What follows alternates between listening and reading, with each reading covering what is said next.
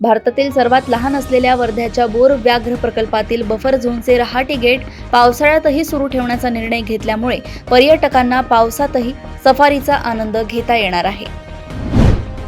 गोसेखुर्द प्रकल्पामुळे बाधित झालेल्या खमारी येथील ग्रामस्थांनी पुनर्वसनाच्या मागणीसाठी वैनगंगा नदीच्या पात्रात उतरून प्रशासनाविरोधात तीव्र जलसमाधी आंदोलन छेडले आहे. गोंदिया शहराला पाणी पुरवठा करणाऱ्या डांगोर्ली पंप हाऊस आणि कुडवा जलशुद्धीकरण केंद्राचा वीज पुरवठा महावितरणकडून 6 ते 8 तास खंडित केला जात असल्याने शहरात पाणी टंचाई निर्माण झाली आहे.